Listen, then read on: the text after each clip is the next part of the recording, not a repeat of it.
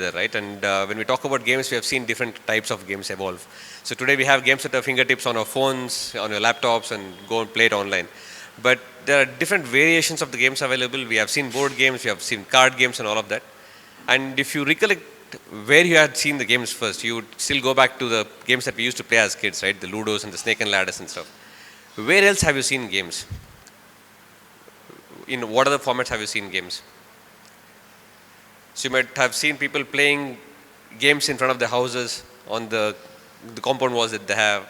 You might have seen people, if you go to the village or countryside, you'll see people playing games all the time, right? Different line games, and they draw it on the floor and they start doing it. And we have also seen games being played in the temple premises. If you go and visit some temples, you'll see that there are games etched on the stones of the temples, on the rocks of the temples, and outside and everywhere. And to a point where we even see it inside the temples. And gaming has become a tradition in India. It's been there for ages, and that's what people have been going back to, right? It's a favorite pastime during the days, olden days, that people used to go and play different sort of games. And why was it so etched into our culture? Why is it that games have been taken so seriously? That is what we all want to know about more. And what is the connection between games and people playing games in the temples, and why do we see these games also in the temples? So to talk more about it, I would like to call Raiva, who is one of the first generation learners from Leela Gurukulam, which is a Gurukulam which tries to bring Sanatana-based wisdom into modern life with practical applications such as board games, learning from board games. So Raiva and along with their team of Leela Gurukulam are the first generation people who have studied their whole life, learned their whole life through gaming and self-learned methods, right? And they are today the mentors at the Gurukulam. They are content creators. They are creating curriculum, and also they are teaching people outside and helping a lot of kids grow. And there are a new generation of children sitting here who are learning through gaming and all the other practical aspects that we have. And Raiva herself, she has studied the temple sciences of India deeply, and she's done her diploma in that. And here she is to talk about what is the connection between temples and the games and how it is so etched into our culture and tradition. So Raiva, over to you.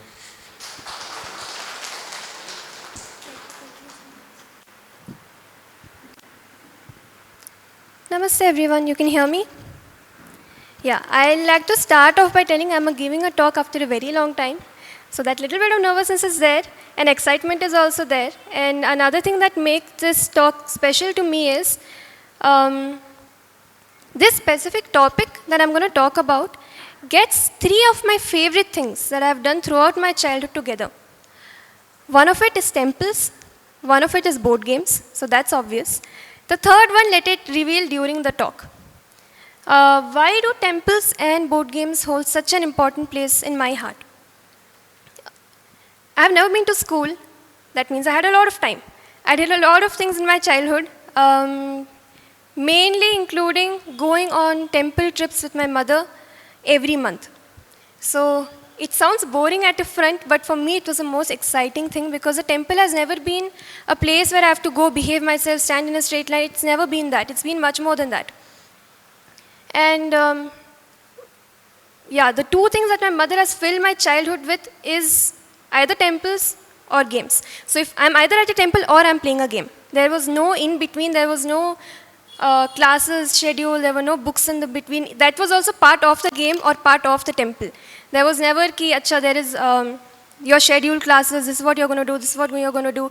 There was a structure, the structure that we follow at Leela Gurukulam. It's a very subliminal, subtle structure, not based on timings or what we are going to do. It's more about why we do what we do. It's not about what we do and how we do it. It's all encompassing why, how, what, when, where. So that's a brief introduction of why I'm giving this talk. Temples and games have been closely linked. Like Bharatji said, we see games everywhere right nowadays, be it phones or board games, or there are different formats in which we see it. We very well know that board games have been part of our culture, be it chess, very widely known for military purposes, and also the story of, if any one of you are into the Puranas, stories from the Puranas talk a lot about games. Be it Shiva Parvati playing a game, or in Mahabharata, the famous Yuddha that had happened, the Dhutta Yuddha that had happened between Yudhishthira and Shakuni. So games have been part of our culture. These are few instances we see in the Puranas and the Itihasas. What about commoners? If you have ever walked the land of Hampi, let's go to the next one. Okay, now why Hampi? Again, Hampi is like my second home, like how children used to go to their grandparents' house during summers. I used to go to Hampi during summers. So that's my grandmother's house.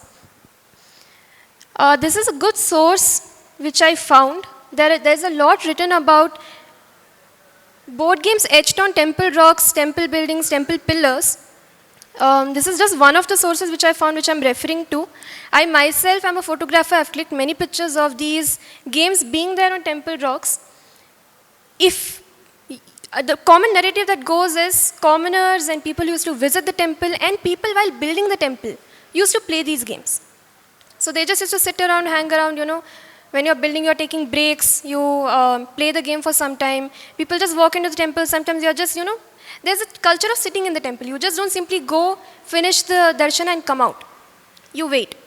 So during the waiting, we don't know. People could be playing the games, or when children come, they could be playing the games. There was so much happening. If you just ask, common sense-wise, these are the answers that come, that yeah, there were games etched in temples. But I want to ask a deeper question on why. Is it just to play around? Because if you think about it, everything in a temple is there for a purpose. Not just in temples, even when at home, at our puja rooms, we have rules, right? Rules are rather guidances on what we can keep, where we can keep, what we keep, how we keep, when we light the lamp, how we draw the rangoli. There are so many intricacies in all of these. Why would you let your child play in your puja room just like that with anything? Not really, right? Would anybody let anyone do that? In fact, in temples, even now, the rule is to switch off your phones. So leisure is not something we associate with any activity that happens in a temple. I can give you a fruit right now. If you want to have it, you will have it. You can see a fruit lying on a table. If you want to have it, you will have it. You can see a fruit just lying on your own kitchen. If you want to have it, you will have it. But if somebody offers it to you as a prasada, you will have little bit. So there is some sanctity, something associated when you do anything that comes from a temple or processes from a temple. So if a game is etched on a temple wall, let's go to the next one. Is it really a pastime? Was it just there for people and commoners to play around? Was it just there so that, when people get bored, okay, temple, or serious, you're just walking around over there, you have to be serious, you can't scream, you can't laugh, you would just have to be with the processes, chanting is happening. In middle of all that, will you just simply laugh and play? Was that why the board games etched on these temples? Go to the next one. Now, if you look, everything about a temple has a significance and a structure. Why the mantapas are built the way they are built, why the gopurams are built the way they are built, the height of the gopurams have a meaning, the stories etched on the sculptures have a meaning. Everything about a temple has a meaning, and it has a significant structure in which it's arranged. Why? Temples are not just architectural beauties or architectural marvels. Temples are energy transformation centers. We as human beings, be it in spiritual sciences or in quantum sciences, are viewed as energy beings. During our talks, you will know more about all of these concepts. When we view ourselves as energy beings, wherever we go, three things are happening. We are receiving energy, we are giving out energy, we are storing energy, and we are transforming energy. That's a constant. So when you look at how a temple is built, be it any temple in Bharata, these are all energy transformation centers. They are designed in a specific way, hence there are specifications. A Shiva temple will be very different from a Vishnu temple, will be very different from a Parvati temple or a Durga temple. Do the gods have preferences of what they like? No. It's their energies that have preferences of what has to be around a temple for that specific energy of a Shiva, of a Parvati, of a Devi. So when everything is so specified in a temple and everything is oriented around energy transformation and the spirit of the temple, why will a board game be etched? Is the question. Is the board game part of the temple, or was it just one leeway that our ancestors decided that, okay, let everything be in a structure, let this thing just be there? Like we all have that one messy drawer in our room and our homes, right? Where like everything will be arranged, let this be the messy spot. Were board games the messy, left, ignored spot? Let's go to the next one. So what's the significance of these board games? Now I'll come to the topic of board games specifically, those who have played board games and engaged in board games. And I'm specifically talking about board games because the digital games are a derivative of board games. So let's go to the original one. When you play a game, you are completely involved. Any game. It could be chess, even digital games for that matter, when you are playing it, you are completely involved. Just think about it. Let's say I'm playing a car racing game, okay? Digitally also, let's just go there.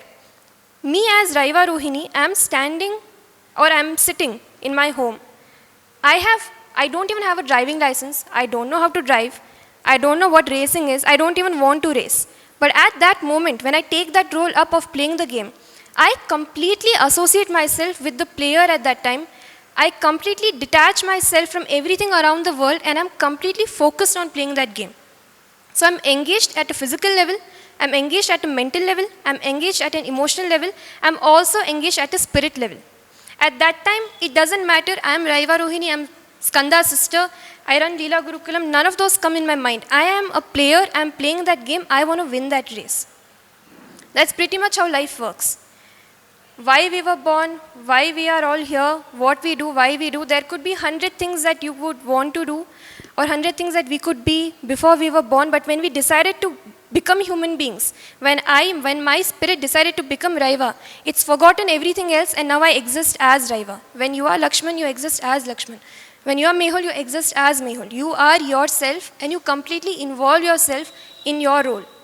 When you become a mother, you completely involve yourself in that role. When you are a sister, you completely involve yourself in that role. So board games are basically fractal of your life. You involve yourself in whatever role it is. It could be as silly as driving a car or becoming a monster. If the board game has a theme of becoming a monster, you are a monster. And you don't judge that character. It's just how the game works. So board games are significant because they are a fractal of all of us and they are a fractal of our energy. And here is where I get the third part.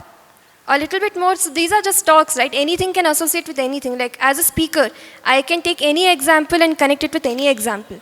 So that's another point, but if you come to here, board games have a certain sacred geometry associated to it. Now I'll tell you what sacred geometry is in a little brief. First of all, I have to break that word into two parts, sacred and geometry. Geometry, all of us know, it's quite common.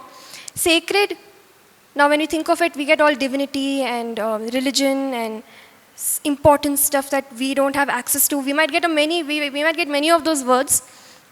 But it's an association for a very specific reason. Again, the example, the banana kept at my home is very different from the banana being offered at a temple.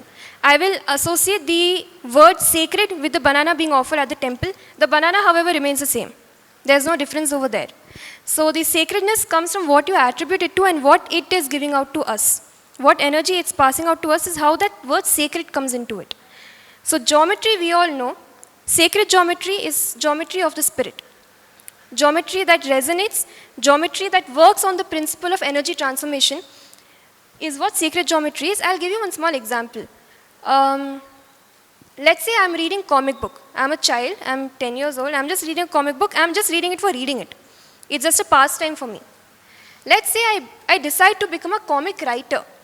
I join a course, let's say I'm in my graduation, I join a course, now I want to become a comic book author or a writer. And as part of the course, I have been told to read comic books. Now is it a pastime for me? No, it's part of my process, it's part of my curriculum. Board games as pastime is different. Like how comic as a child when I was reading it, it's different. Can it be, is it fun? It is fun, that's why we are here at TTOX to play them, right? But then why do we use board games in Gurukulam?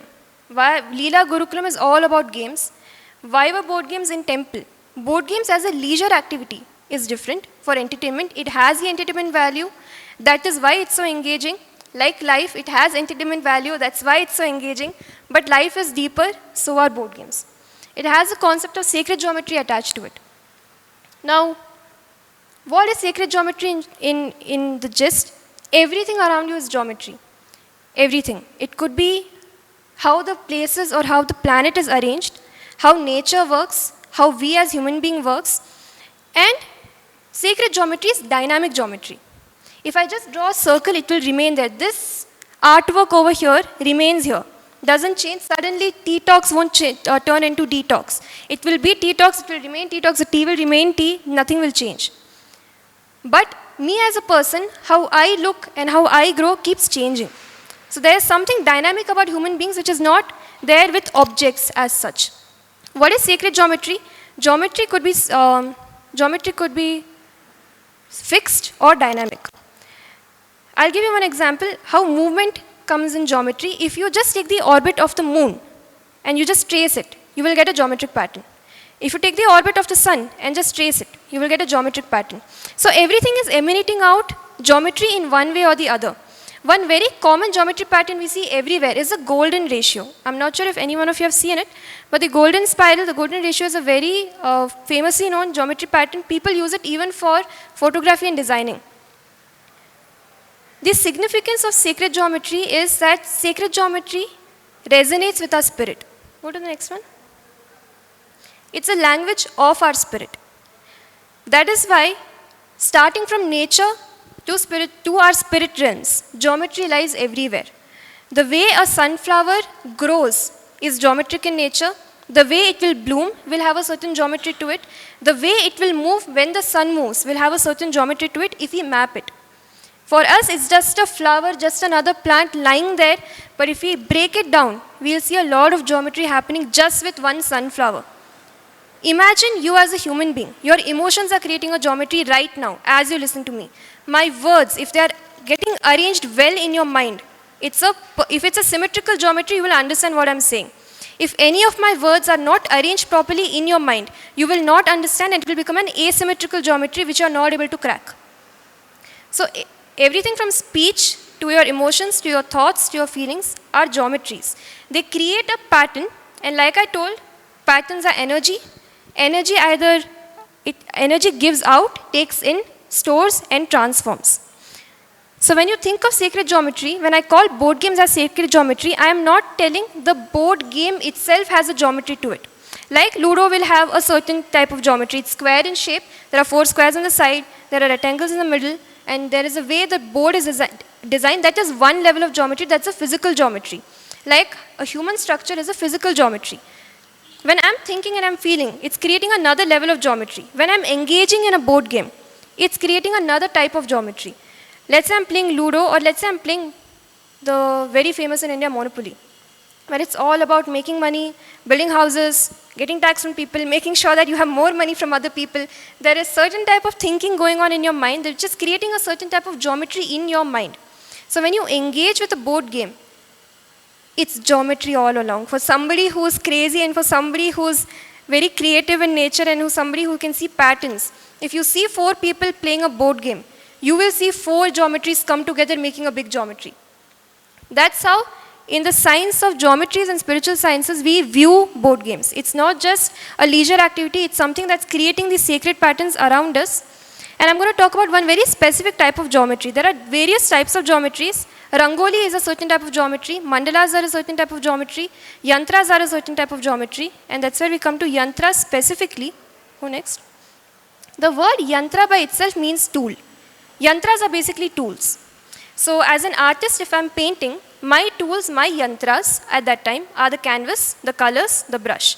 If I'm a photographer, my tool, my yantra at that time is the camera, the shutter, the lens. What is this? This is the sacred geometric yantra. This is a yantra of transformation. Temples are yantras of transformation. Transformation of what? Again, energy. What type of energy? These topics can become very deep. I'm trying to build, board games by itself is a year-long topic. Sacred geometry by itself is a year-long topic, and temples by itself is a lifelong topic. So I'm just giving a gist of all of them right now. If you view temples, everything to do with a temple is got to do with a deity. So there is Shiva. Shiva will have a yantra. There are all the deities in our culture have a yantra associated. These yantras stand for that specific type of transformation that Shiva stands for, or that Saraswati stands for, or Lakshmi stands for. So Lakshmi being the most simplest to understand with the example of Monopoly, it is money, wealth. When you are playing Monopoly, it's again money, wealth, one expression of money and wealth. Yantras emanate energy, take out energy and transform. So if a temple is built based on a yantra, everything to do with the temple is also built upon the yantra. The pillars of a Shiva temple will associate with how a Shiva temple has to be, a Shiva yantra has to be. The stories etched on a temple of Shiva temple are connected to the yantra associated with Shiva. These mantras that are chanted will be associated with the yantra connected to Shiva. Everything to do with Shiva temple, including the agamas and what is offered to Shiva, is associated with not God Shiva likes this. It's not God Shiva liking something more. It's about the energy, the geometry of Kheer matching the geometry of the Shiva yantra. That's how everything in a temple is decided. So now if a board game is etched on a Shiva temple, was it just pastime? Or does it have to be associated with the Shiva yantra? If everything around the temple is getting associated with the Shiva yantra, it's obvious that even if the laborers were playing with the board game, it is somewhere connected to the yantra. So why were board games etched? Go to the next one. Was it pastime or was it practice? Were they playing the board games just as a pastime to pastime in the temple or in anywhere in culture of Bharata? Why was gaming a culture in India? Why was gaming culture in Bharata and such an integral part of our culture and processes in a temple? Because they were not pastime, they were practice. Practice of what? Spirit transformations, energy transformations. If you have to deal with the energy of wealth, you need to practice that energy of wealth. It's not just about thinking business and thinking money and doing money. Everybody does that. But why does it work only for some people? We can all plan and think the same thing. We can all do the same thing. It will work for some people, it will not work for some people. Why? At an emotional level, at a mental level, at a physical level, we both could be going to the gym. Your body will react differently, my body will react differently. What is creating the difference? My yantra and your yantra is creating the difference. So what I do, if it matches my yantra, I'll see the change, I'll see the transformation. If what I do doesn't match my yantra, it will affect very differently. That's why we all live the life the same way, we all grow up, but we all grow up differently. No two stories match because no two yantras match and no yantra is the same as the other, but it's all connected. That's why we influence each other. My talk could influence you, it could not influence you. Somebody else giving the same talk could influence you. It's not about who's talking, how they are talking or which language they are using. It's about the yantra. That's why people understand songs of even languages they don't know. Something resonates, we don't know what. Yantras are what we use mainly at Leela Gurukulam. We are very happy that we are next to the temple. This temple has one of the biggest Shri Yantras in India. And that energy emanates, that energy transforms. Go to the next one. So what were yantras? Yantras were tools of energy transformation, and board games were tools to practice that wisdom. So board games are a tool to practice wisdom. The wisdom of wealth, if you are dealing with the energy of Lakshmi, the wisdom of wealth is what you practice. So board game based on that will make a huge difference to people. Now, when we see the 200 plus board games that we have at Leela Gurukulam, which children play every day because that's their curriculum. All of you are parents, when children are engaging in board games and when you are engaging in board games. The board games creators didn't think of this is what the parents are going to learn or this is what people are going to learn or this is the energy transformation that's going to happen in you when you play. They made it just to make it. It's like when I want to boil milk, I am boiling milk just to boil milk. The fact that evaporation exists, the science of evaporation exists, is underlying current. So when a board game creator creates a game, they are creating it for creating it. The fact that a yantra is etched within that board game is the underlying science. So I could be playing Ludo just for the fun of it, just for the strategy of it, but we in our hearts should know that game has a yantra within, which my yantra is dealing with at that time. So when people just played board games in temples or overall in our culture, It was not just playing, it was practicing wisdom. The only difference is at that time they knew what they are doing. Today we think it's entertainment. That's the only difference. And when you know, it's like if there is a hammer kept here and I don't know what it's used for, I'll end up using it for anything. I might just use it as a decoration piece. It still works if it matches my aesthetic. But when I know what I can use it for, I'll actually start using it and I'll first of all think whether I should even use it for this. Games were meant for education. Games were meant for energy transformation. That's why at Leela Gurukulam we use games. That's why in Gurukulams before, in ancient Bharata, games were used. And that's why temples had games, because temples were never just architectural marvels which you just have to visit, pray, wish for what you want and come back. They were energy transformation centers. You go there to refresh your energy. You go to a Saraswati temple to refresh your transformative energy of skills and learning. You go to a Lakshmi temple for a specific purpose. You go to a Shiva temple for a specific purpose. So games are much more than what you see. Next time you play a game, play for the fun of it. Don't remember this talk, because at that time when you are playing, like in life, you could know multiple things about life. Spiritually, people say a lot that you are the spirit. When I'm living and when I'm hurt, I don't remember I'm the spirit. I just remember I am hurt. I want my mother. I just want to hug her and cry. When you're playing the board game, just play the board game. But just like in life, we know there is something higher and deeper. In back of your heart, not your mind, but in back of your hearts, just remember that board game is much more than the board game. It's much more than entertainment. And it's a tool for your energy transformation. We'll know more about how board games connect with education in the next talk. But why board games in temples, and was it really a pastime? Not really. We know that now. And yeah, thank you so much. That was the end of my talk. Thank you, Reva. And you just made board games much more fun and serious at the same time. So every time we play a game, we pick up any game now, we know there is much more beyond what we exactly do there, right? It's not just about winning or having fun. It's way beyond that. And if the board games are so potential, they have so much of a potential and they are used everywhere. So as we were looking at it, right, it was there on the temple walls, it's there in every household that is there. Would you think it would not have made it to our education systems in the olden days? The days where we had the best of the universities in Bharata, where people used to flock into India to learn, right? We had the Nalanda universities, Takshilas. So we had so many universities, and Bharata was called the Vishwaguru because people used to come here to learn things. And if board games are so significant and they have so much of potential, they would definitely have made it to the curriculum of what people used to learn in those Gurukulams, right? That's how significant they are.